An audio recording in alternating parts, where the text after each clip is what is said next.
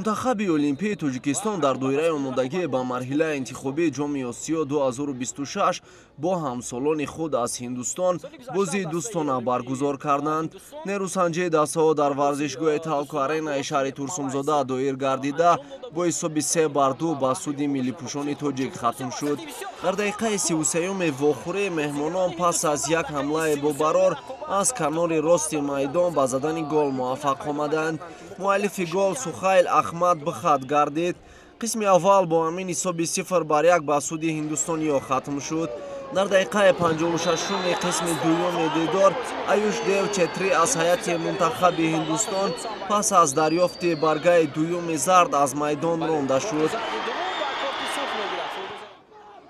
Ансор Ҳабибов аз ҳайати мунтахаби Олимпии Тоҷикистон ки дар ҳайати дастаи Арсенали Тула бозӣ мекунад, дар дақиқаи 59-уми дидор аз партофти зебои Мусо Қаҳоров истифода намуда бо зарбаи сар тӯбро вориди дарвозаи Ҳиндустон кард ва ҳисоб 1-1 шуд. Дар дақиқаи 85-ум бозигарони мунтахаби Олимпии Ҳиндустон аз иштибоҳи ҳимоятгари мунтахаби Тоҷикистон истифода карданд ва голи дуюми хешро заданд. Партхиб Сундар Гогои бо дарвозабони мунтахаби Тоҷикистон 1-1 баромад ва бо маҳорати воло маротибаи дуюм дастаашро дар ҷараёни дидори мазкур ба пеш баровард. шогирдони мутахассиси гурҷӣ Леван Хомерӣ ки то сонияҳои охир мубориза бурданд ва дар дақиқаҳои иловагӣ ба задани 2 гол мушарраф гардиданд. дар дақиқаи 91-уми вохӯрӣ Муҳаммад Иқбол Давлатов бозигари клуби марказии варзиш Артиш ҳисобро 2-2 кард. голи ғалабаовари хешро миллипӯшони тоҷик дар дақиқаи 95-ум заданд. муаллифи гол Муҳаммадалӣ Азизбоев гардид.